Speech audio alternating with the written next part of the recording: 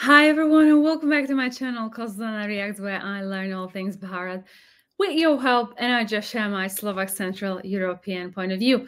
And in today's video, we're going to continue with what I find a truly fascinating conversation with Nora Fatehi, who is apparently very, very popular actors over there.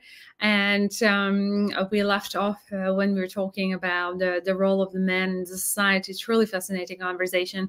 And I cannot wait to continue watching that together with you. But before we jump into the next part, please like this video and click on the subscribe button and turn on the notification. Thank you so much for your support.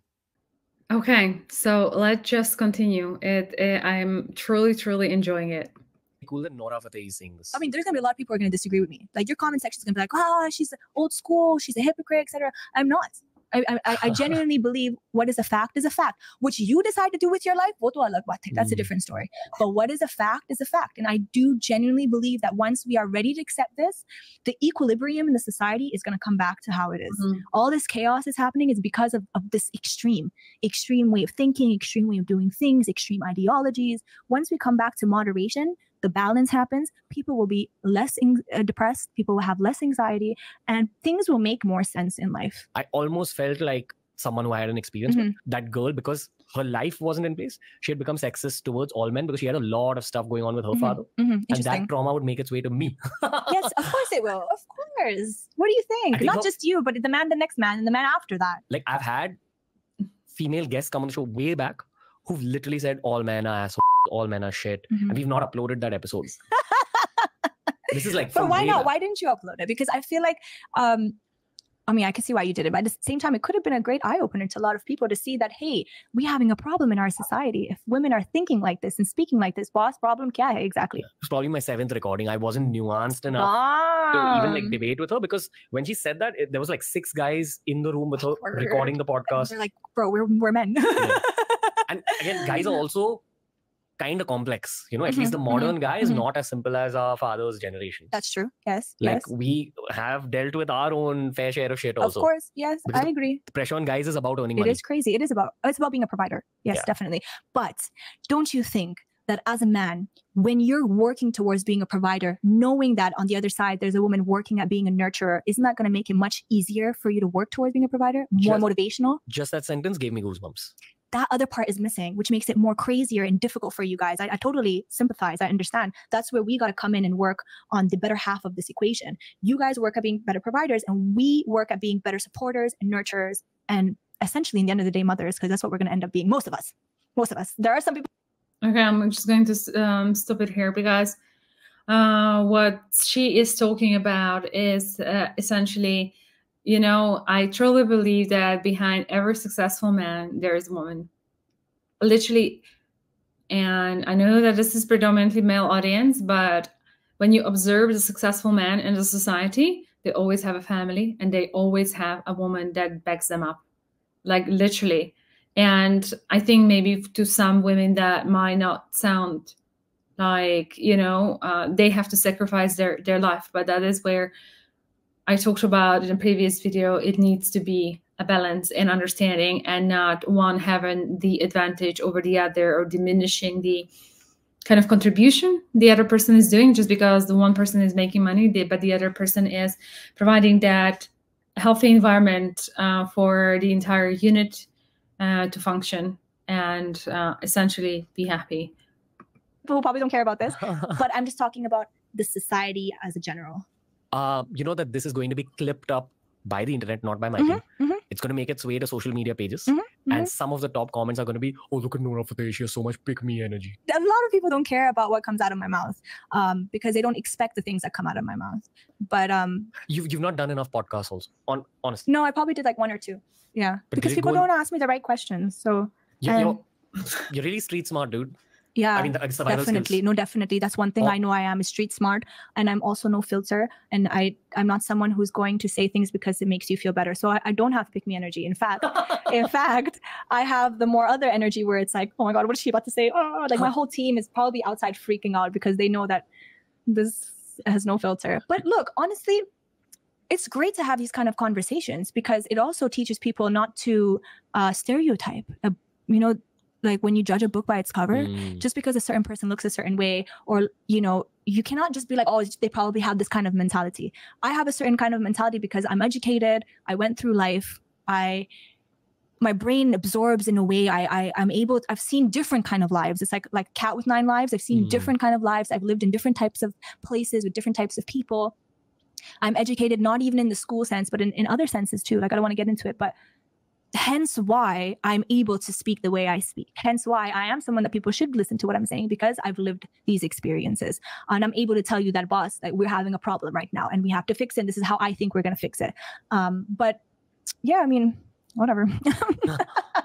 You don't have pick me energy. Don't pick me energy. I'm just like, chodo yaar, fuck off. You know, chahiye nahi chahiye, that's your problem, right? And it's like, but that's the beauty of the internet. If you don't like what someone's saying, just scroll. That's it. Definitely. I mean, it is what it is. But I'm glad we had this conversation because I'm sure there are a lot of guys and women sitting at home right now trying to figure themselves out, trying to obviously make other people happy, make the society happy, but they're not happy inside and they don't know what it is. And maybe this could provide maybe a bit of a light in the end of the tunnel to figure it out. You know, there's a theory behind why podcasts have taken off all over the world. No one knows for sure, but everyone assumes that it's because loneliness has increased in the world. Oh yeah, so much. So much. Do you feel lonely at all? During the lockdown, I felt lonely because I was locked in my house alone for however months we were locked, right? It was just me and my walls. Now it's hard to feel lonely because I'm constantly around people. Like, it's my job to be around a crowd, around staff, team, audience, production. I'm constantly around humans. Do I feel like I'm trying to think about where I want to go with this now? Yes. Like, I'm thinking about my personal life more than ever. Your personal life? Yes, yeah, for sure. Like, thinking about... Are you dating someone? No, I'm You're not. Single? Yeah, I'm single. So I'm just trying to figure out how to let those walls down again. You know, the ones that I built because of the experience I had. I'm trying to figure out how to screen people more, you know, read them a little more, not allowing dangerous people in my environment, my surroundings. And I'm also trying to figure out what I want. Okay, what do I want from a man? Besides the things that we discussed, the basic things, where can I find them? You know what I mean? Because like we said, there's very few now who have this mentality. A lot of them now are like, whatever, I'm just going to compete with a girl and whatever it is what it is. Yeah, of course. A lot of them are also tired of competing and trying to stick to the societal norms. And it's a tough world that we live in today. So I'm trying to figure out what kind of person I want, where, how am I going to do this? Trying to figure out, I have this love for my career, but I also want to be a mom. I also want to be a wife. I also want to take care of my home. So I have to think about how I'm going to balance both of them because I also want to take over the world, right? So people are probably in the comment section saying, she's a psychopath. You know what I mean? She doesn't know what she wants, but I want both. So now that I know my personality trait is like this, and I know that I'm probably destined for this, now I have to figure out how I'm going to do both of them. Yeah. What's the foreigner perspective on Indian guys in terms of dating? It's hard. It's really hard. It's like, if you're from South America, your perspective is going to be different, right? If you're from Europe, your perspective is going to be different. I'm, again, an Arab, North African woman. My perspective is like, you guys are just like Middle Eastern and African guys. Like, it's the same. There's no difference really, to be honest with you. So this whole personal life mathematics that you're doing, what have you figured from it? Like, what do you want? For example, at this point, I have figured that I need stability. That's what I need like the most. Like, and I've had a phase where I was seeing someone who was 4 or 5 years younger than I am. Okay. And that was too much of an age gap for me. Okay. I felt like that phase of life where they're like 24, 25, there's too many variables. It's too young. Yeah, it's too young. And right after that, I started dating someone who was like around my age, and it was so much more stability. That stability gave me a sense of healing almost. Oh yes, for sure. So of that's course. become you cannot, you're in your 30s now, you're going into a different phase in life, a phase of where you're going to start thinking about these things that we've been speaking about. You cannot be dating someone who's 22 because she's in a different space in her mind completely. She's still trying to figure out who she is. You know what I mean? That was my thought before dating her. Okay. And she pursued the relationship more. And she told me that, hey, you know what? I understand you're in like a marriage and stable relationship zone. So am I. But once we began dating, it started like kind of breaking down because she wasn't actually in that space. And I have another female friend who I was, after I broke up with this particular girl, I just told her that, hey, you know, this is what happened to me. That female friend of mine told me that, you know, a lot of girls, especially in media, will portray another reality in order. It's like I don't like saying this, but it's sort of like the player version of girls. Yeah, for sure. That happens. Yes, of because course. as a guy, you assume girls are really sweet. Girls No, are no. So you assume girls are sweet? I think I got played in that one equation, but I'm realizing that now. And it's not, I'm not saying that I'm some Dulka Dhula. Like I have also made mistakes in my life. I've never been a player, but I may not have given 100% to certain relation. I never cheated or anything. Okay. But just in terms of, You were not in 100%. maybe I wasn't as into it as the girl was. And a few times I've been on the receiving end. 2 or 3 times in my life I've been on the receiving end, but I'm more into it and the girl's not. But the fact that a girl lied to me like this was the first time, like obviously because you said no and she wanted something she can't have. And a lot of girls, let me put a disclaimer here, guys. I'm not speaking about everyone. This is just general. That's all. There are obviously women who are great and girls who are great. But there are a lot of girls who, if you say no, they want it even more. And then they will say anything to get it. Even, for example, for you to be like, hey, I'm in a whole marriage serious space. And she's like, yeah, me too. You're 23. Why are you even thinking about that? But that's because you said no and she wanted something that she couldn't have. And she's ready to risk it all for it, which is crazy. But women are like that. A lot of women are like that. Definitely. And we are not sweet. Girls are not sweet. Girls are not sweet. Whoever told you that, don't be naive. It's probably the perception you have because of seeing Kajol with Shah Rukh Khan. Yeah, I know. But in the real world, as much as, we bash men, because like we have this thing where it's in fashion to bash men and be like, men are all assholes. And a lot of women are crazy. A lot of women are crazy. A lot of women are conniving. A lot of them are great actors in real life, maybe not in front of the camera, but in real life, yes. And they will portray a certain image and they will suck you in to a reality that doesn't even exist. Yeah. That's how I felt. Yeah. They will lie to you. They'll play you. They'll manipulate situations and they'll emotionally manipulate you. Oh man, some girls are so good at that. What is emotional manipulation? What do you mean? Emotional manipulation? It is what it is. I mean, manipulating your emotions, manipulating their emotions on you. Getting the guy to like you more. Making you feel bad about things, guilty about things, changing your mind about certain things, changing your perspective about certain things, changing the course of where things are going, maybe changing who you are, how you think, what your beliefs are. Of course, women can do all that. But what's the kick? Like, why? Why do this in the first place? Because women are crazy. Most, not all. I mean, I know guys also do this stuff. Men also do it. Men do it to a different degree. Yeah. In different aspects, in different departments. But yeah, women, there are some great girls out there too who are like, boss, I just want a good guy. I want a normal life. I want stability and security. And then there are some girls who are so fucking crazy. I'm like, what? Why did God even create you? But yeah, that's also there. Some humans that are so fucking crazy. Yes, and that's why I feel like it's the parents' responsibility when they're bringing you up to educate you about this so that you're aware, so that your intuition becomes strong when you're growing up and you can start filtering the crap as you go along. It's crazy as you brought this up, okay? Because in the break, this is what I was thinking about. I was thinking that I need to speak about intuition.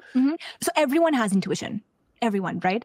You just have to be so self-aware to connect to your intuition and understand what it's trying to tell you. Have you seen so many people that after the fact, then they go, oh my God, this was telling me something. I felt something here and it's kind of too late now. That's happened so many times. So when it happens so many times in your life, you have to be alert and smart enough and connected with your soul to be like, okay, the next time it happens, I know what I'm going to do. The next time it happens, I'm going to be aware. I'm going to listen to it. I'm going to make certain decisions based on that. That takes a lot of time. That takes maturity, life experiences. You have to live life to actually start understanding what this is trying to tell you. And there are times where this is telling you something and you're like, shut up, wait, I have to do this, or I have to go here, I have to talk to this person. And then you're like, okay, maybe I should have not done this. But yeah. After Ramzan, do you feel heightened intuition? Yeah, even during. During also, because of the fasting. Yeah, because I fast every day, even though I'm working and everything, but I never leave my fast every day since the age of 14. I have fasted. It's just been instilled in our brains. Like when I was 14, like when you are supposed to start fasting after your puberty, your parents hammered in your head, you have to fast. So growing up, we went to school fasting. We did everything fasting. It was normal. So when Ramadan came, you stuck to it. So even now, people are like, how are you fasting and you're working and you're traveling every day? You're on a flight every day. You're on sets every day. You have to be active. A part of my job description is to be physically active as a performer, right? But I don't break my fast. I keep my fast going. And then you keep it going, whatever. It's not the end of the world. In fact, it's a great time for me to become more disciplined and more spiritual. And when you know that you're going into a situation that's going to be physically, mentally tough, you just strengthen your discipline. And it works so well in other aspects in life, in your work, in your relationships. You think differently, you act differently. And I have so much respect for people who fast and are still working. Like there's an athlete recently, he was speaking about, he's a basketball player. He's fasting while he's playing basketball. And, you know, everyone's like, how are you doing it? He's like, well, it's my duty. I have to do it and I have to be spiritually inclined and respectful to my religion, but I still have to go to work. So why do I have to choose this or this? So I fast, I go to work. And in the midst of all this, I feel more in tune, as you said, to my intuition, more in tune to my actions, my thoughts, and more spiritually sensitive. Yeah. You also pray? Yeah, every for day. Sure. Yes. That's where the intuition comes from. Yes, 100%. I think you're right. It's the same thing as when people meditate. I feel like meditation. Yeah, no, prayer is definitely meditation. And when you go into your zone of connecting with your creator, whoever that is for you or for anyone else, you're on a different realm. I feel like spiritually and mentally. That's the survival skills shield that people don't understand, because people are trying to practicalize and rationalize everything. But when you actually begin praying with your heart, you realize everything that it gives you, especially if your ambition is huge. Especially if your ambition is huge. Listen, it's not just ambition, but especially if you are sensitive to nazar, sensitive to people who don't have good intentions or goodwill for you, especially if you're out exposed to the world. You know, you need a shield, you need safety, you need something to guard you. And I think prayer really does guard you and help you get out of certain situations. When we pray 5 times a day, what's so beautiful about it is that in the chaos of the world and whatever you're doing, there's 2 minutes that you stop and you remember your creator and you thank him, and you also ask for things. You ask for protection, you ask for forgiveness, you ask for all these things. And it's so nice to have that ability 5 times a day. If you are able to pray 5 times a day. I'm not saying I pray 5 times a day. There are sometimes I forget to, sometimes I'm too busy, sometimes I only do 2 or 3. It's a working progress for me. Between me and myself, I work towards doing that. But when you can, it's a moment where you connect and you remember certain things. And of course, when you remember to be more grateful and thankful, the universe or God gives you more, right? It's a transaction almost, right? The law of attraction. And when you're seeking a moment with your creator, automatically that makes you more spiritually stronger, and that makes you more protected from the external things that are coming your way, especially if you're a public figure. Okay, so this is something I wondered about namaz. When you're sitting for it, there's a chant you're doing in your head, right? So while you're chanting, are you also thinking of your wishes? So you're not chanting. So what you're doing is, first, there are things that we memorize when we're doing our namaz. So you're memorizing the shahada, right? Which is your prayer. Well, your shahada is basically bearing witness that there's only one God, et cetera, right? So you're reiterating that. Once you reiterate that, you start to read the ayats from the Quran, which you're memorizing. There are specific ayats that we have to say when we start our prayer, like surahs, like Surah Al-Fatiha. That's a surah that we have to always start our namaz with. And all Muslims who pray have memorized this surah. So we always start with that. Surah means a whole chapter, basically, of the Quran. Then there are... Is it like in the form of poetry? Yeah, so it really is. Yes, it really is. Yeah, and you recite it. When you're reciting it, you recite other chapters of the Quran, and then you start to say things like, I thank God, the Creator, I thank God, the Creator. And then when you prostrate and you have your head to the floor and you're praying, that is the moment where you're asking for forgiveness. That is the moment where you're asking for anything. You're making your du'as, basically. That is the moment where you're connected to God at a different level altogether. And people use that moment for a lot of things, to say a lot of things. Most people use that for forgiveness, really, because we're sinners, right? Throughout the day, we're constantly sinning. So that's the moment where, again, you're reconnecting with God. Again, you're trying to clean your slate. And then when we get up again, we recite the surahs again, we do our ayats again, and then we go back down. And it is kind of it is literally meditation. It really is. Because what you're doing when you're meditating is you're chanting, right? But you're chanting really strong words. They have meaning. They have spiritual meaning, right? And they're opening realms where you're starting to connect with another higher energy. So when we are doing our namaz, and whatever we say, as much as I'm saying they're surahs and they're ayats, but they have a lot of strong meaning and energy attached, yes, and power attached to them. So we are technically, it's almost the same. It's almost the same, yeah. But it's there's a whole science behind prayer. And I think because we've been so distracted with worldly things and technology and phone and Instagram, and there was a period of time where it wasn't cool to be religious, and it wasn't cool to talk about spirituality, and it wasn't cool to be connected with your creator. So that era, which I think it's disappearing slowly, in that era, people didn't want to think about this or talk about it. Now we're going into an era where people want to talk about it more. They're open-minded. They want to learn more. I think we should take this opportunity to research these things more, because there is a science behind why we do what we do, why we pray, why we connect ourselves to our Creator, and why we meditate, and why we isolate ourselves for some time, and we try to almost connect our inner being with the higher energy, the higher power. This is a saying that came up on the show in one of our past episodes. Someone said that, we're so obsessed with reality that we don't understand that reality will actually begin after this reality ends. Is this even real? Yeah, that all this is a dream. Yeah. And you're just playing a part in the illusion. Look, it's possible. We have to be open to all these things. Words have power, paragraphs have power, poetry thoughts have power. Language has power, especially ancient languages. Yes. I think what I was getting to with that question was about, what was the word you said before dua? Like you bend down to the dua, but right before that, the paragraph? The surahs? Surahs. Yeah. So that would be inward, right? That you're taking it in, you're memorizing it. And duas are outward. Then you go back to doing something inward. Something that you've already memorized. Duas are things that are coming out from your system, from your brain. So there's receiving, and then there's giving that happens.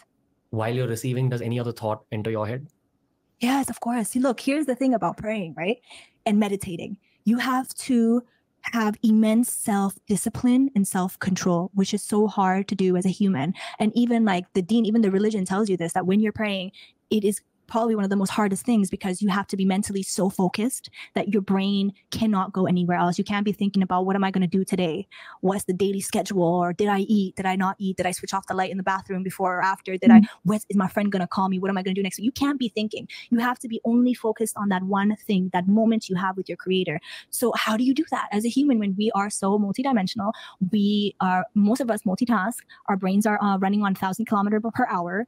A lot of us have ADHD also. There's a lot of factors. So how do you do this? I'm sure when you meditate, you have a hard time tuning out too, right? For the full time that you're meditating. So what happens is you might tune out for a second, and then you bring yourself back again. It happens again. You bring yourself back again. And then you keep doing that until you're so disciplined, which is hard, but you work towards that. And once you're able to have that kind of mind control on yourself, imagine what all you can do in your life in other departments, how much discipline and self-control you can have. So essentially what you're doing is you're building on your character, you're building on your morals and values, and you're building on you as a human. When you're outside in the society, you're able to control yourself more.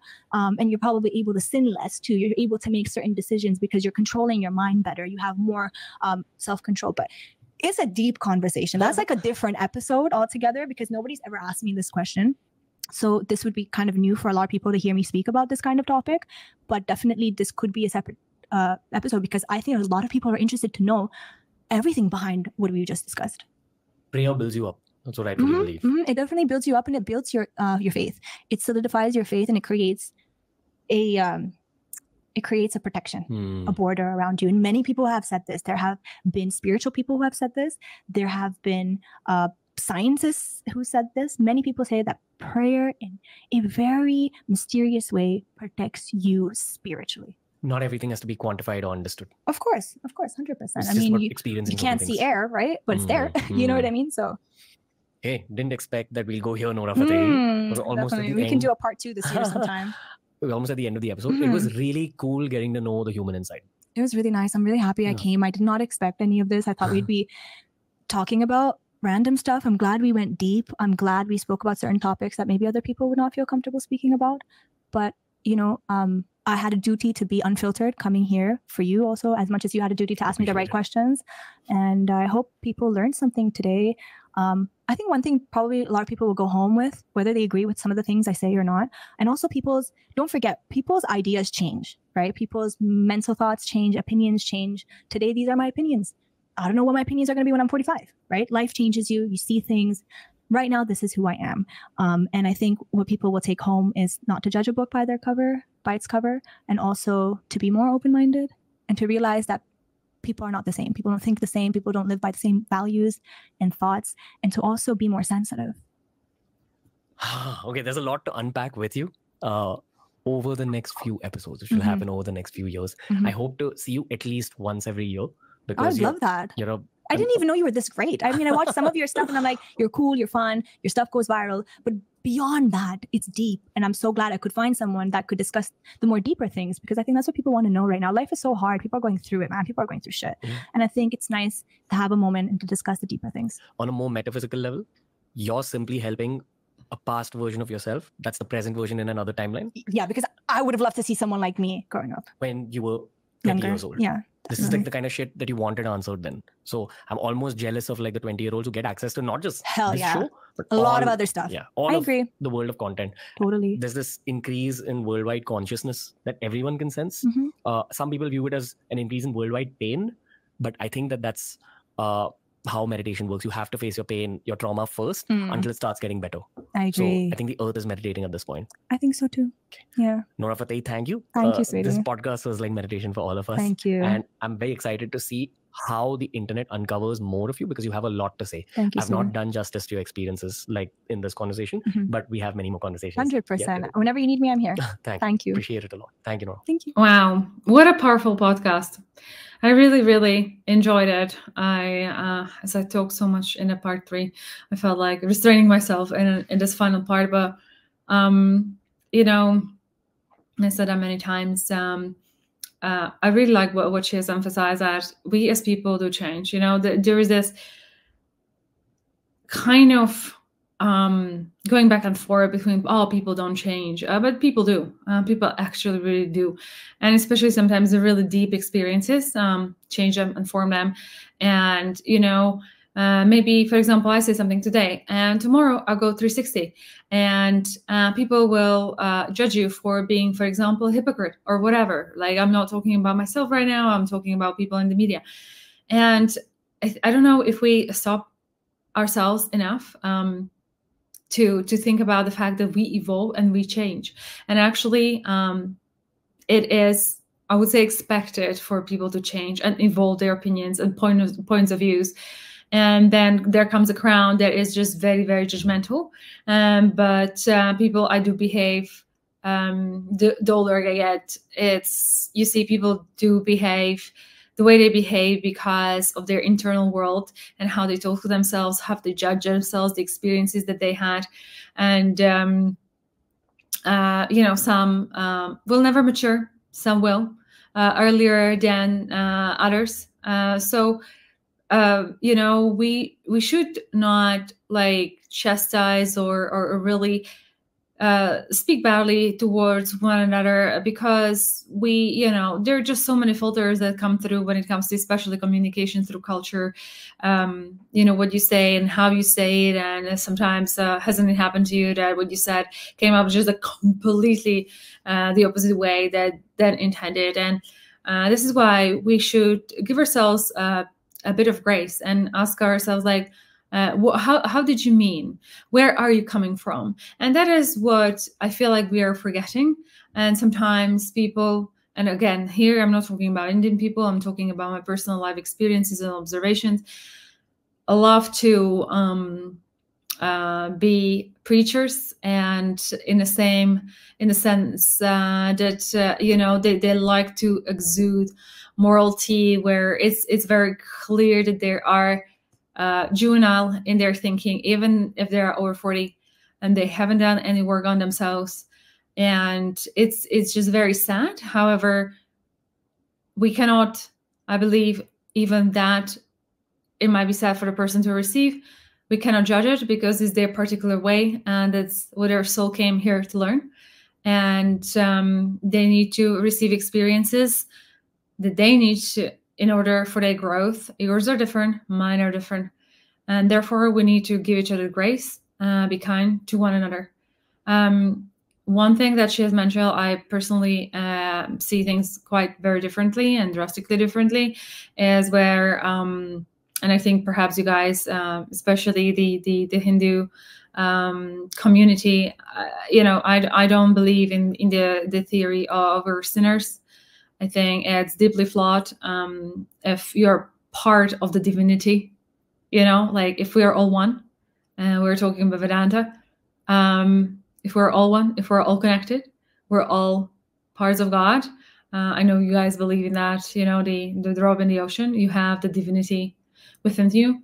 If you do, if you are the creator, if you have the creator traits, the divinity traits, you can never be a sinner, because it just makes zero sense. And there is a very interesting book. I'm not too sure I mentioned that before. It's called The New Revelations by Neil Donald Walsh.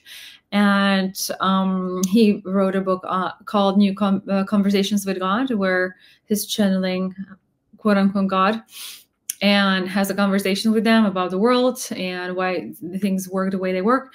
And the New Revelations just exactly talks about and these kind of concepts where the God is talking. I think even if you believe it or not, I would recommend to read that. I haven't finished the book yet, but it actually refutes those concepts of different, like it refutes basically almost all religions. I think all religion it really refutes, and therefore, like, if you're part of the divinity, and we know that we are connected, we are deeply connected on the energetical level. You cannot, like, you're basically calling the creator a sinner. It makes like zero sense. But you know, I respect people's beliefs, opinions, views. That's her, and she said maybe in 45 she'll be in a totally different place, and that's fair enough. But also she mentioned that people should fear God. I also don't believe that. I do believe that you know, God is love, and then, you know, if we're all one, if we're all connected, we should be fearing ourselves. It makes no sense. Wow, what a podcast. I hope you guys have enjoyed it as much as I did, and I really wanted to thank you for taking all this time for watching this podcast with me. If you did enjoy, please give a thumbs up, share, like, and subscribe to this channel, and I'll see you in my next video. Until then, I'm sending so much peace and love. You take care. Bye-bye.